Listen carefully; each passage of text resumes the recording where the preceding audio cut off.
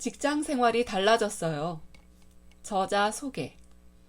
직장 생활 중 만난 500여 거래처의 수많은 직장인들과의 다양한 만남 속에서 신입사원과 직장인들이 겪는 업무를 통한 고민과 애환을 보고 느끼면서 직장 생활에서 성과를 내기 위한 리얼하고 생동감 있는 에피소드와 함께 현장에서 적용할 수 있는 실천적 팁을 제시하여 업무가 즐겁고 의미 있는 직장 생활이 되기를 바라는 마음으로 포스트 코로나 시대에 맞는 업무 매뉴얼을 제시하고 있다. 저자는 광주 대동고와 연세대 정치외교학과를 졸업하고 1989년 삼성그룹 공채 30기로 입사해 30년간 건설, 물산, 캐피탈에서 근무했으며 그중 23년 동안 삼성카드에 재직 중이다. 그리고 14년간 부서장 업무에서 경험한 신입사원 멘토링, 취업준비생 대상 직장 멘토링 프로그램 기획 및 멘토 참여와 신입사원 교육 전문 강사 업무를 수행했다. Short Summary. 코로나 팬데믹 상황은 지식노동을 수행하는 많은 기업이 원격으로 일하면서도 조직이 효과적으로 작동할 수 있다는 사실을 확인하는 계기가 됐다. 그런데 이 변화는 근로자 입장에서 보면 자신의 업무 능력을 객관적으로 증명해야 하는 상황이 많아진다는 것을 뜻한다. 업무 처리 결과, 효율성, 업무 기여도 등 객관적인 지표로만 조직 구성원의 가치를 수치화하고 평가할 수 있는 환경이 되는 것이다. 이 책은 포스트 코로나 시대를 대비하는 직장인을 위한 서바이벌 가이드다. 그러나 온통 새롭고 기상천외한 직장 생활의 요령을 소개하지는 않는다. 직장 생활의 원리는 사람의 힘을 통해 업무를 굴리는 소프트 파워의 극대화를 추구하는 것이다. 일터의 환경이 바뀌는 만큼 예민하고 신속하게 적응을 하면서 사람과 사람이 소통하고 협업하면서 성과를 내는 일머리가 필요하다. 특히 사회 초년생이나 신입사원에게 유용한 현실적인 요령과 노하우를 풍부하게 들려준다. 앞으로 우리는 하루하루를 어떻게 보내야 하는지, 무엇을 준비해야 하는지, 내 업무를 어떻게 관리해야 하는지 등 더 힘들고 어려운 고민을 지속해야 할 것이다. 이 책은 그런 순간에 현명한 길로 이끌어주는 안내서이다. 직장 생활이 달라졌어요. 본문 요약. 제1장. 직장 생활 책임감 있게 시작하기. 모든 것은 태도에 달려 있다. 내가 하는 일이 나 자신은 아닙니다. 내 직업이, 연봉이, 나를 둘러싼 사람들과의 관계가 나라는 사람을 규정할 수는 없습니다. 그런 것들이 사라졌을 때 나는 과연 누굴까요? 세계적인 심리학자 웨인 다이어는 이렇게 물으며 바쁜 일상에서 잠시 멈춰서서 자신을 들여다보는 질문을 던질 것을 권한다. 그리고 흔들리지 않는 단단한 삶을 위해서는 인생에 대한 나만의 태도를 스스로 정해야 한다고 조언한다.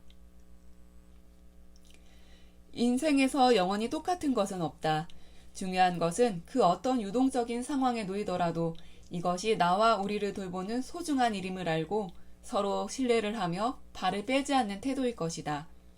작가 임경선 역시 인생에서나 직업생활에서나 중요한 것은 태도라고 말한다. 그는 사랑에는 철벽을 치거나 각박해지고 일에는 변명을 일삼고 인간관계는 타인에게 휩쓸리기만 하고 세상의 법칙에는 짓눌리기만 하는 현대인들에게 사랑에는 관대하게, 일에는 성실하게, 인간관계에서는 누구보다 자신에게 정직하게, 세상과의 관계에는 공정하게 할 것을 제안한다. 요즘의 세태는 이런 태도에 대해 갈수록 냉소적으로 되어간다. 노력을 과소평가하는 최근의 분위기는 참으로 우려스럽다. 그나마 노력 없이 무엇을 할 수 있단 말인가?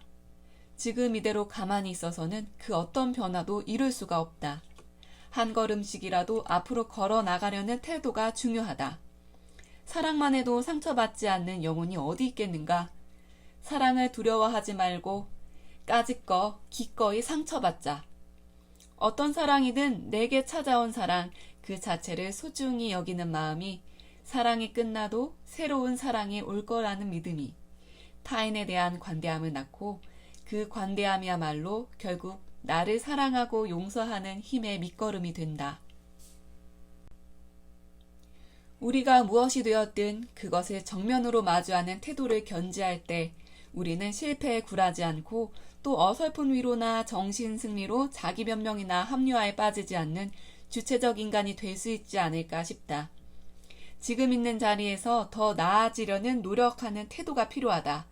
노력에는 고통이 따르겠지만 그 고통을 통해 배울 수 있어야 한다. 쉽게 결론이 나지 않는 문제는 서둘러 결론을 내려고 조바심을 치는 대신 그 문제를 충분히 시간을 갖고 들여다보는 인내심이 필요하다. 직장인이 어느 회사에서 어떤 일을 하더라도 일의 본질은 같다. 최선의 노력을 다해야 하고 사람들과 조율할 줄 알아야 하고 규칙을 따라야 하며 스스로를 통제할 줄 알아야 한다. 다들 벗어나고 싶어하는 조직 생활이지만 나는 그 안에서 성장해 왔으며 지금의 내가 만들어진 요람이다. 현재 조직 생활을 하면서 이런 태도를 가진다면 나는 괄목상대할 만큼 부쩍 성장하고 성숙한 인간이 될 것이다. 오렌지를 쥐어짜면 무엇이 나올까요? 물론 오렌지 주스가 나오겠죠. 하지만 제가 묻고 싶은 건 오렌지를 짰을 때 어째서 오렌지 주스가 나올까 하는 겁니다. 답은 당연히 그 안에 그게 있으니까겠죠. 이때 누가 오렌지를 짜느냐가 문제가 될까요? 어떻게 짜는지, 어떤 도구로 짜는지, 아침에 짜는지, 저녁에 짜는지가 문제가 될까요? 그렇지 않습니다. 마찬가지로 뭔가가 우리를 쥐어짤 때, 그러니까 뭔가의 압박을 받을 때 나오는 건 우리 안에 있는 것입니다. 그게 화든 증오든 스트레스든 말입니다. 누가 우리를 쥐어짜는지, 언제 쥐어짜는지, 어떻게 쥐어짜는지 때문이 아닙니다. 내 안에 없는 것은 밖으로 나올 수 없습니다. 앞에서 예로 든 다이어 교수의 통찰이다. 이렇듯 모든 것은 태도의 문제다. 내가 뭘 믿을지 스스로 선택한 것이고 내 안에서 일어나는 일은 모두 나의 선택이다. 그러므로 그 선택들은 모두 내가 감당해야 할 몫이다. 문제 해결에 문제가 생기면 반드시 대안을 제시한다.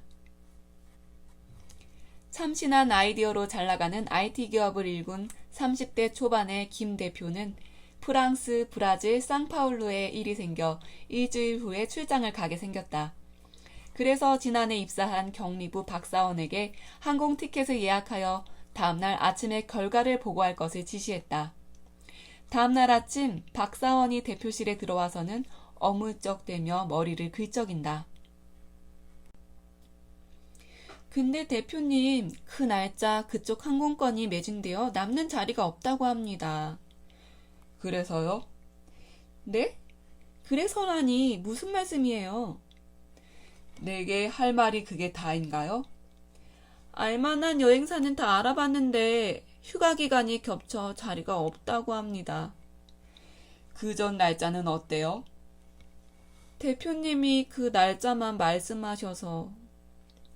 김 대표는 박사원에게 추가 지시를 해서 내보내고는 한숨을 푹 쉬었다. 박사원에게는 어떤 문제가 있을까? 회사에서 생기는 일이나 문제를 해결하라고 고용하여 월급을 주는 것이 직원이다. 그런데 박사원은 생긴 문제만 보고하고는 나 몰라라 하는 태도를 보였다. 문제를 해결할 대안은 전혀 알아볼 생각도 않고 대표가 알아봐달라는 것만 알아보고는 내 할 일은 다 했다는 식이다. 기업 컨설팅 기관에서 기업 관리자들을 상대로 다음과 같이 빈칸에 있는 문장을 보여주고 거기에 무슨 말을 넣고 싶은지 물었다. Do not bring me 가로. bring me 가로. 그랬더니 대부분이 이구동성으로 이런 답을 내놓았다. Do not bring me problem. bring me solution. 위아래로 치여 고단한 관리자들은 대안도 없고 문제만 그대로 되가져오는 직원들에게 시달린 나머지 이렇게 이신전심으로 통하는 바가 같아 이처럼 같은 답을 쓴 게 아닐까? 앞에서 예로 든 박사원이 그날 항공 티켓 없습니다. 타령만 할 게 아니라 꼭 그날이어야만 한다면 경유하여 6시간 더 걸리는 노선은 가능, 아니면 하루 먼저 가는 티켓 가능, 만약 문제가 없다면 하루 뒤 티켓은 가능 하는 대안까지 마련하여 제시했어야만 한다. 이런 태도는 특별할 것도 없이 직장 생활의 기본이다. 이런 문제 해결 능력은 창의적인 직장 생활에서 나온다. 아니, 문제 해결 과정 자체가 창의적인 발상과 행동이다. 창의적 문제 해결에는 문제 상황 파악, 관련 정보 수집, 자료 분석, 문제 원인에 대한 접근 등 단계별 과정이 따라야 한다. 이런 일련의 단계를 거치지 않으면 문제 해결 논의가 엉뚱한 방향으로 흘러 좋은 해결책을 얻을 수 없다. 창의적 문제 해결 단계를 처음으로 소개한 A.F. 오스본은 브레인스토밍의 창안자이기도 하다. 그는 창의적 문제 해결 단계를 문제 정의, 아이디어 찾기, 해결 방안 찾기의 3단계로 구성했다. S.J. 파네스는 오스본의 이런 개념을 확장시켜 다양한 아이디어를 생각해내고 의미 있는 해결안이 확인될 때까지 많은 여러 가능성들을 고려하고 선택하는 것에 강조점을 두고 사실 발견, 문제 발견, 아이디어 발견, 해결 방안 발견, 수용성 발견의 5단계를 제시했다. DJ 트래핑거 팀은 오스본과 파네스의 문제 해결 모형이 발산적 사고만을 강조한 점을 지적하고 수렴적 사고까지 균형 있게 구성된 창의적 문제 해결 6단계를 정립했다.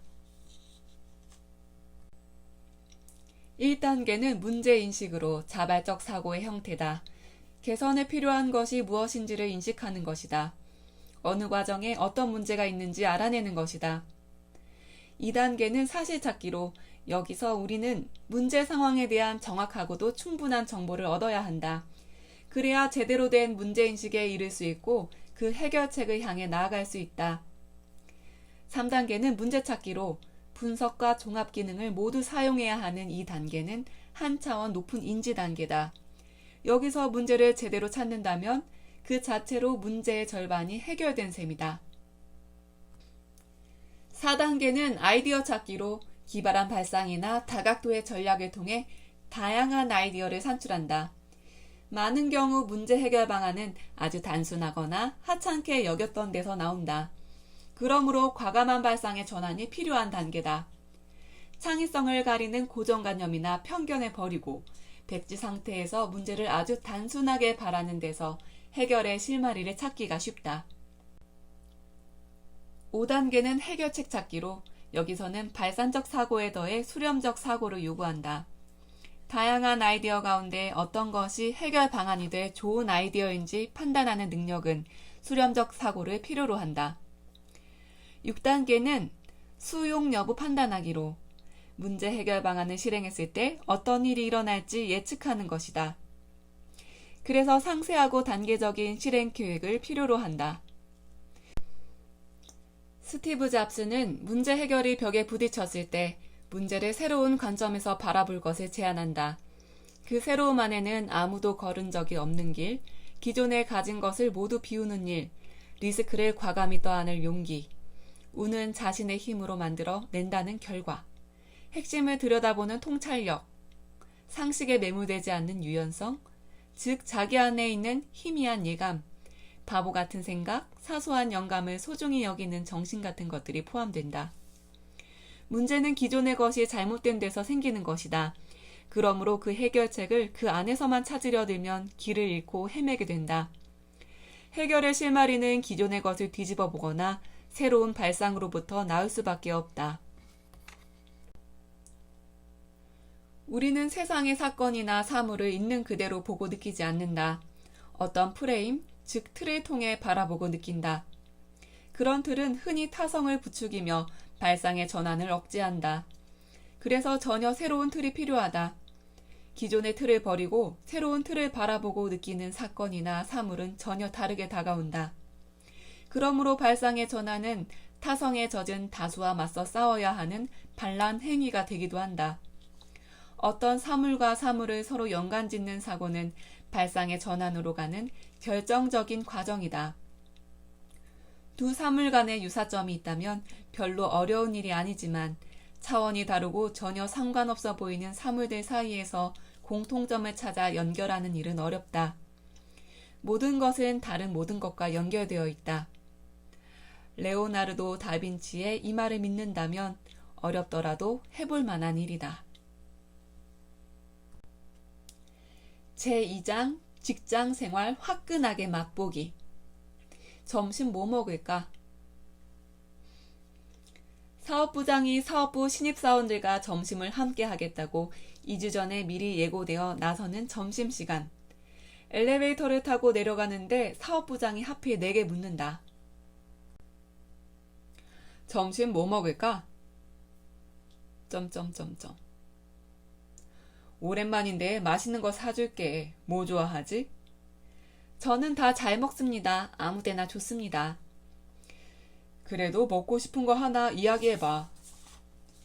순간 아무 생각도 나지 않는다.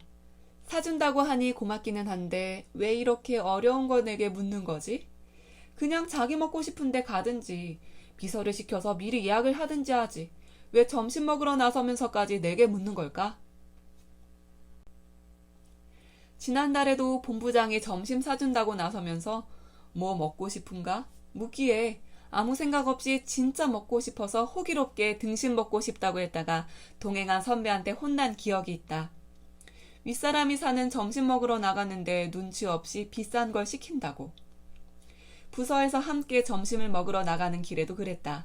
메뉴를 골라보라고 해서 신입사원이 칼국수를 말했더니 무슨 면을 먹어 밥 먹어야지 하고 소문난 김치찌개집을 추천했더니 거기는 대기줄이 너무 길어서 안 돼 하고 순댓국을 말하면 오후에 업체 미팅 있는데 옷에 냄새 배니 안 된다고 한다.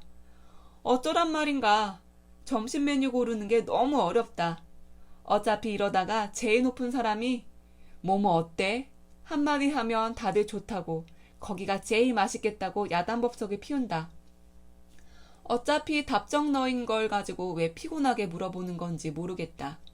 정말 메뉴 선택은 어떻게 해야 하는 걸까? 거래처에 약속이 있어서 들른다. 간단히 인사를 나누고 함께 점심 식사를 하러 나서는데 거래처 직원이 묻는다. 뭐 드시고 싶으세요? 근처 식당을 제가 모르니 아시는 편한 곳으로 가시죠. 정말 황당하다. 한식, 중식, 일식 가운데 어떤 쪽이 편한지 묻는 것도 아니고 직접적으로 메뉴를 묻는다. 내가 여기서 근무하는 게 아니어서 근처에 어떤 식당이 유명한지 무슨 맛집이 있는지 어떻게 알겠는가. 거래처와 함께 식사하는 것도 맛있는 식도락의 취미를 나누는 게 아니고 식사 자리를 통해 좀 더 친밀도를 높여보고자 하는 목적이고 보면 어디서 무엇을 먹든 무슨 상관이 있겠는가 말이다. 메뉴 선택의 질문에 어떻게 대처해야 할까? 직장에서 정말 흔하게 대하는 풍경이다. 먼저 이해하고 갈 부분이 있다. 뭐 먹고 싶으냐고 묻는 사람의 속내는 두 가지다. 정작 본인이 먹고 싶은 메뉴는 있는데 먼저 말을 하지 않는 경우와 정말 아무 생각 없이 질문하는 경우는 다르다. 또는 본인이 먹고 싶은 게 있는데 선뜻 말하기 뭐해서 일단 형식적으로 뭐 먹고 싶으냐고 묻는 경우와 진심으로 상대방을 배려하는 마음에서 상대방이 원하는 메뉴를 하고 싶어 묻는 경우가 있다. 가장 좋은 대처법은 상대방을 난처하게 만들지 않는 것이다.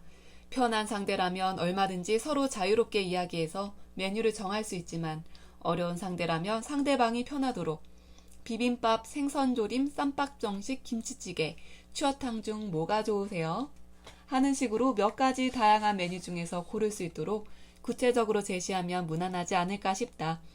비슷한 메뉴를 늘어놓기보다는 상대방이 취향대로 고를 수 있도록 아주 다른 다양한 메뉴를 제시하면서 물어보는 것이 상대방에 대한 기본 배려일 것이다. 그런데 이렇게 구체적으로 배려하지 않고 다짜고짜 뭐 먹고 싶으냐고 물어보면 상대방이 뭐 좋아하세요? 하고 반문해 올 수도 있다. 이때 센스가 있는 사람이라면 이제부터 메뉴는 당신이 알아서 선택하라는 뜻으로 알아듣고 메뉴를 제안하겠지만 꽉 막힌 사람이라면 나는 아무래도 좋으니 그쪽이 먹고 싶은 걸 먹자며 또 공을 넘기고 만다. 아, 답답하다. 식사 메뉴 선택을 물어보는 나는 어떤 유형인가? 내가 익숙한 곳에서는 미리 메뉴별로 맛있는 식당과 조용한 분위기의 식당을 정리해둔다. 상대방이 전날 과음하여 숙취가 아직 남아있어 보이면 속을 시원하게 풀 수 있는 탕 종류의 메뉴를 제안하고, 일반적인 경우라면 서너 가지 정도의 메뉴를 제시해 선택하도록 한다. 그러면 상대방은 배려를 받고 있다는 느낌이 들 것이다. 잘 모르는 곳을 식사 시간에 방문해야 한다면 약속 시간 전에 여유 있게 도착해 주변을 둘러보고 괜찮아 보이는 식당 몇 곳을 물색해둔다. 상대방이 깔끔하게 메뉴 제안을 해오지 않고 앞에서와 같이 뭐 먹고 싶으냐고 물어보면 미리 보아둔 식당들을 제시하며 상대방이 선택할 수 있도록 의사를 타진한다. 그러면 준비성 있는 내게 뜻하지 않은 호감을 가질 수 있다. 내 핸드폰에는 내가 일하는 지역을 비롯해 전국의 맛집 정보가 얼마나 많이 저장되어 있을까? 다른 사람의 추천을 받았거나 대화하는 가운데 들은 맛집, 방송이나 신문, 잡지 등에 소개되는 독특한 맛집이 있으면 휴대폰에 저장해둔다. 메뉴 유형과 주소, 특이사항과 함께 저장된 정보는 기묘하게 활용될 수 있다.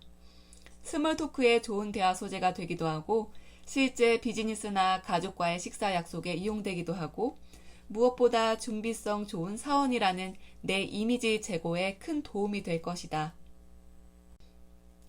적어도 나는 뭐 먹을까요? 하는 당황스러운 질문을 던지는 사람이 되지 않아야 하겠고, 식사 약속이 있을 경우에는 사전에 몇 가지 식당과 메뉴를 준비하는 노력을 해야 하겠다. 평상시 맛집 정보의 데이터 키핑을 통해 식도락의 풍요와 준비성 높은 쌈박한 직장인이 되어보면 어떨까?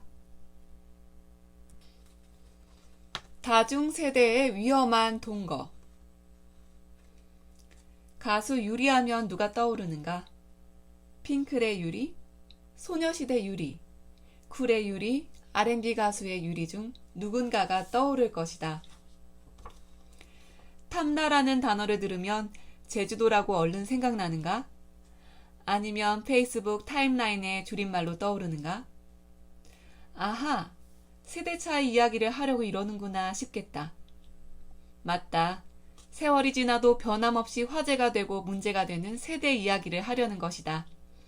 여기서는 직장 생활에서의 세대 문제. 요즘 직장의 출퇴근 문화가 크게 바뀌고 있다.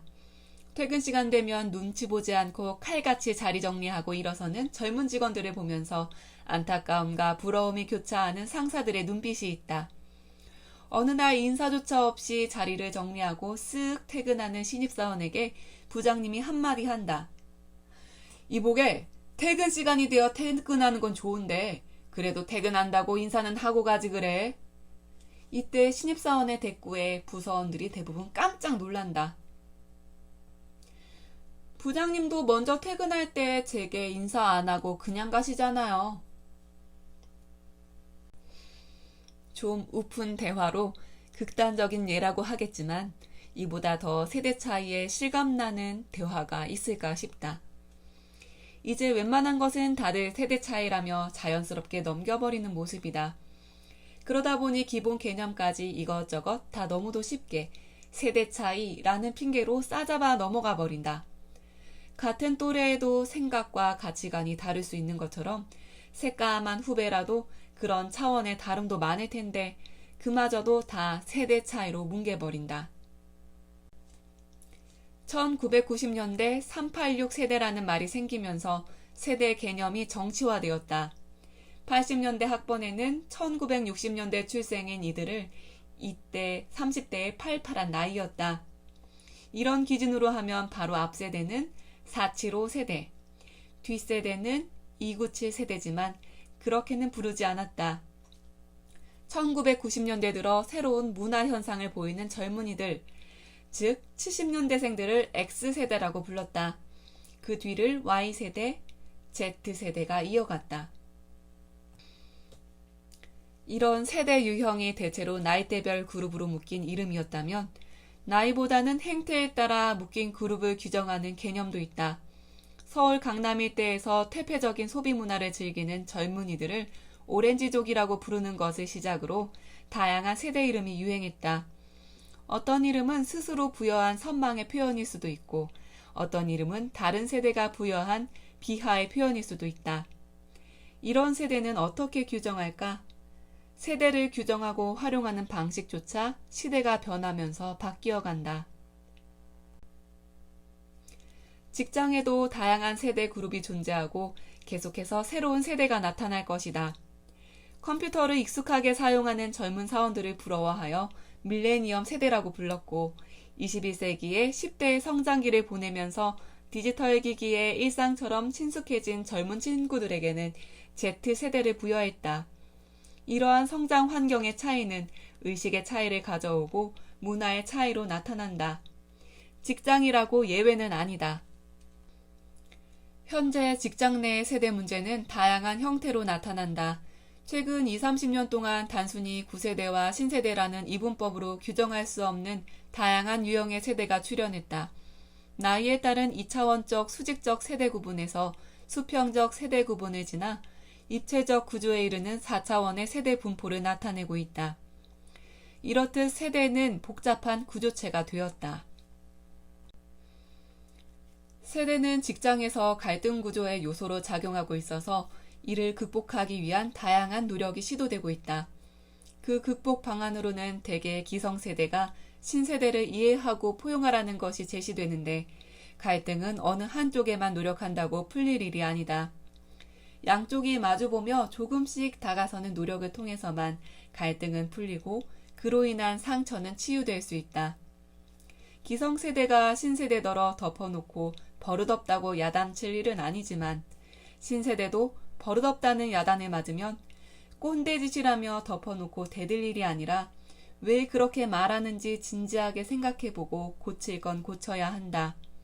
아무리 세월이 흘러도 옳은 건 옳은 거고 버릇없는 건 버릇없는 것이다. 오히려 신세대라면 기성세대를 좀 더 이해하려고 노력하는 것도 하나의 차별 포인트가 되지 싶다. 최불암 시리즈와 같은 90년대 개그를 할 줄도 알고 80년대 감성 발라드도 부를 줄도 알고 점심시간에 최근 유행하는 신조어 모음을 재미있게 웃으며 이야기하는 신세대가 되어보면 어떨까? 제3장 직장생활 은근슬쩍 엿보기. 이를 지시한 상사가 만족할 때까지. 지난주에 이 주임이 검토하던 투자건을 마무리했으면 하는데 김 대리가 주관이 되어 정리해보세요. 김 대리는 바쁘다. 상사의 지시는 짧았고 새로운 수명 업무가 하나 추가되었다. 노트에 적는다. 벌써 미결 업무가 10개를 넘어간다. 주말을 쉬어본 적이 언제인지 모른다. 얼른 쳐내야 하는데 업무 건마다 시간이 너무 오래 걸린다. 그렇게 어려운 일들도 아니다. 그런데 보고를 할 때마다 이런저런 보안 상황이 항상 쏟아진다. 지시할 때 한 번에 다 말해주면 빨리 마무리할 수 있을 텐데 하는 아쉬움에 좋은 상사를 만나지 못한 것을 한탄한다. 내 말뜻 이해하지? 직장 상사로부터 종종 이런 말을 듣는다. 대충 설명하고 무슨 말인지 알지? 라는 말을 들은 직원은 사실 무슨 말인지 모를 확률이 더 높다. 이 경우 사실 대부분은 상사 본인도 본인이 구체적으로 무슨 말을 했는지도 잘 모르고 있을 가능성이 크다. 무엇이 잘못됐을까? 좋은 상사, 직원의 업무 능력, 이슈 많은 회사. 어디서든 문제는 있겠지만 해결 방법이 어느 일방에만 있는 것은 아닐 것이다. 대한상공회의소가 2018년 직장인 4,000명을 대상으로 한 업무방식 실태조사에서 직장인들은 업무방식 종합점수를 100점 만점에 45점으로 평가하면서 그 가운데서도 업무 방향성과 지시 명확성을 각각 30점과 39점으로 평가하고 있다. 그리고 업무 과정이 비합리적인 이유로는 원래부터 의미 없는 업무라는 응답이 가장 많았고 전략적 판단 없는 하고 보자 식의 추진 관행, 의전이나 거칠애에 과도하게 신경 쓰기, 현장 실태를 모르는 탑다운 전략 수립 등을 꼽고 있다.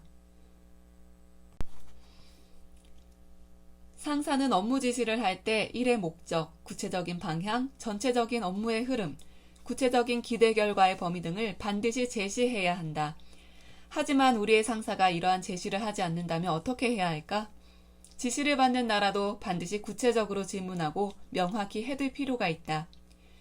투자건의 마무리라면 어느 범위까지 생각하시는지요? 내부 보고용인가요? 아니면 투자자 제출용까지인가요? 제가 주관을 한다는 건 기존에 검토하던 이주임을 포함해 어느 직원까지를 마무리 업무에 투입해도 좋은 건지요? 마무리 보고를 받아보실 날짜를 언제를 염두에 두시는지요?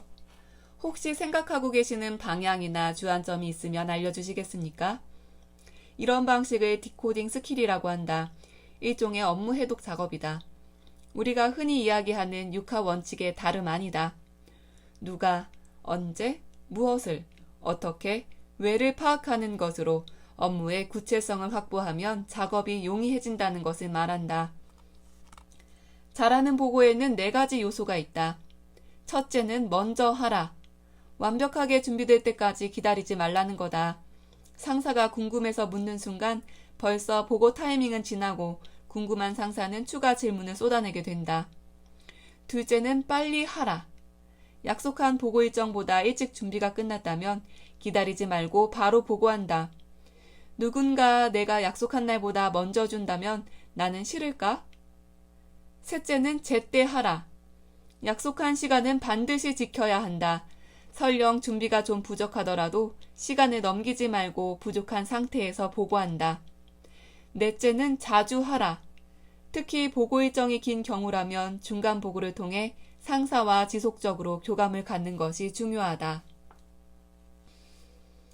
2009년 GM은 미국 연방정부로부터 긴급 구제 자금을 받는 등 신속한 혁신과 변화를 해야 하는 상황이었다. 이러한 GM의 개혁이 시급한 상황에서도 당수 다수의 스태프는 어떻게 개혁할 것인가를 고민하기보다는 개혁과 관련된 보고서를 어떻게 잘 만들 것인가에 치중했다.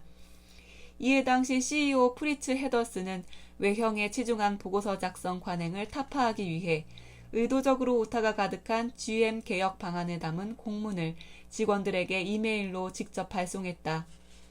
핸더슨은 보고서의 외형에 공들이는 것보다 비록 오타가 있더라도 GM 개혁에 대한 의사결정을 신속히 내리고 하루라도 빨리 실천으로 옮기는 것이 중요하다는 사실을 직접 보여주고자 했다. 또 한 번은 핸더슨이 미국 연방의회에서 GM의 회생 전략을 발표하기로 되어 있었는데 스태프는 한 달 동안의 밤샘 작업을 통해 300여 쪽에 달하는 참고 자료를 바인더로 묶어서 핸더슨에게 중간 산출물 차원에서 보고했다. 다음날 핸더슨은 해당 자료를 만든 팀에게 당장 참고 자료 만드는 일을 중단하라고 지시했다. 이렇게 방대한 자료를 만드느라 적어도 20여 명의 직원이 한 달은 고생했을 것이다. 그러나 나는 이 자료를 사용하지 않겠다. 이런 불필요한 자료를 활용하느니 불완전한 의회에 빨리 GM 회생 전략을 말하고 실행하는 데에 더 많은 시간을 투자하는 게 낫겠다. 이후 스태프의 보고 방식에 대한 인식이 비로소 변화하기 시작했다. 비효율적인 업무를 축소하기 위해서는 업무 지시자가 소모적이고 비효율적인 업무가 되지 않도록 하기 위해 상징적으로 보여주는 것이 필요하지만 상사가 그렇지 못하다면 나는 어떻게 해야 하는가? 스스로 지시받은 업무에 대해 즉시 또는 중간 단계마다 구체적 내용을 질문하고 답변해 받는 것이다. 업무 지시를 받을 때는 구체적 내용에 대해 반드시 이해할 때까지 질문한다. 그리고 무엇보다 신속히 보고하고 필요하면 중간 보고도 진행한다. 제4장 직장생활 세심하게 돋보기. 직장에서 실수와 실패에 대한 감점은 시가총액 1조 달러를 넘어선 아마존의 성공 비결을 이야기할 때면 혁신을 위해 구성원들이 마음껏 실패할 수 있는 기업 문화라는 슬로건이 어김없이 등장한다. 실제로 아마존의 놀라운 성공 스토리 뒤에는 수많은 실패가 존재한다. 아마존에서 혁신은 실패를 영양분으로 먹고 자라는 나무와 같다. 나는 실패한 것이 아니다. 나는 효과가 없는 1만 개의 방법을 발견한 것뿐이다. 실패를 밥 먹듯이 하면서도 그런 실패 속에서 성공을 하나씩 길어올린 발명가 토마스 에디슨의 명언이다. 천재라고 해서 실패 없이 되는 일은 아무것도 없다는 말이다. 오죽하면 실패학까지 등장했을까? 성공을 위한 최대의 적을 성공 그 자체로 본다. 환경의 변화에 대응해 부단히 노력하는 대신에 과거 성공의 경험에 안주해버리려는 안이한 생각이 자리 잡기 때문이다.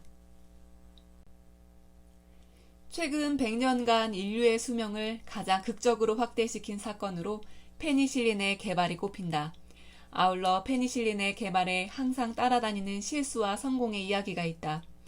깨진 창문으로 들어온 푸른 곰팡이에서 우연히 발견된 페니실린은 영국의 생명공학자 플레밍이 포도 상규균을 기르던 접시를 배양기 밖에 둔 채 여름 휴가를 가는 바람에 실수로 발견되었다. 휴가를 다녀와서 본 접시 위에는 푸른색 곰팡이가 자라고 있었고 곰팡이 주변에 포도 상규균이 깨끗하게 녹아있는 모습을 발견하면서 페니실린이 탄생했다. 이때 중요한 것은 우연히 발생한 곰팡이를 치워버리지 않고 연구 대상으로 삼은 플레밍의 열정과 안목이다. 실수와 실패는 같은 것일까 다른 것일까? 보통 성공한 이야기를 언급할 때 실수와 실패를 구분하진 않지만 어감은 완연히 다르다. 실수는 부주의로 잘못을 저지르는 것이고 실패는 일을 잘못하여 그르치는 것이다. 어떤 일을 하는데 부주의하게 해서 잘못된 것과 최선을 다했지만 잘못된 것의 차이를 보면 결과는 같지만 과정은 다르다. 플레밍은 실수한 것이고 에디슨은 실패를 한 것이다. 직장에서 실수는 대개 용납되지 않지만 실패는 용납되기도 한다. 물론 실수의 결과에서 혁신적인 것을 이끌어냈다면 다른 문제가 되겠지만 그럼 직장에서 실패는 대부분 용인되는 것일까? 안타깝게도 흔한 일이 아니다. 농구 황제로 불리는 마이클 조던도 무수한 실패를 말하면서 성공이 있다면 그것은 실패에서 나온 것이라고 고백한다. 나는 내 농구 경력에서 9,000개 이상의 골을 넣지 못했다. 나는 거의 300번의 경기에서 졌다. 나는 승리를 위한 골기회가 주어졌을 때 26번이나 넣지 못했다. 나는 내 인생에서 실패하고 또 실패했다. 그리고 그것이 내가 성공한 이유다. 어떤 좋지 않은 사례에 대해 실수인지 실패인지를 판단하는 잣대가 먼저일 것이다. 기업에는 감사라는 직무가 있다. 직원이 회사의 규정이나 제도에 어긋나게 행동함으로써 회사의 손실을 가져오는 경우, 원인을 파악하고 책임 소재를 규명하는 부서다. 가장 주요한 기준은 회사가 허락하는 일이었는지 여부다. 프로젝트를 수행할 때는 항상 품위서를 통해 회사 내 유관부서에 이러저러하게 이행해도 되는지 확인을 받고 결재권을 가진 책임자들에게 승인 절차를 밟는다. 이렇게 승인받은 프로젝트의 결과가 안 좋은 경우에 프로젝트는 실패했다고 평가된다. 그런데 승인받은 내용과 다르게 실행되어 프로젝트의 결과가 안 좋았다면 다르게 실행한 것은 실수로 평가될 수밖에 없다. 실패와 실수의 잣대는 승인받은 내용대로 실행했느냐 하는 것이다. 이렇게 되니 품위서 작성이 중요해진다. 대개 품위서를 요식행위로 보는 경향이 있다. 일종의 절차로만 이해하는 것이다.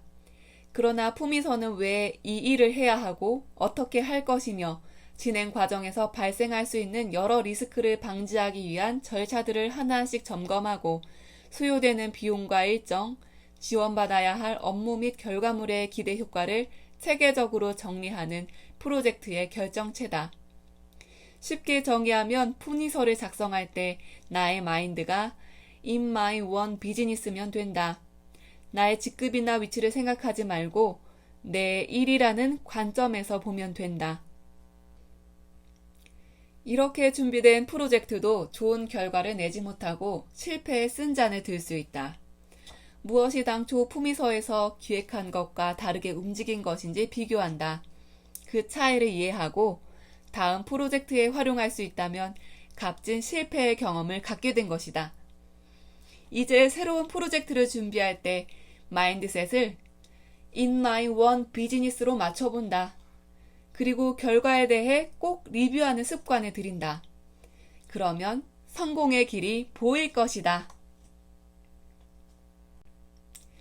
네, 지금까지 독서파크 도서 요약 잘 들어보셨나요?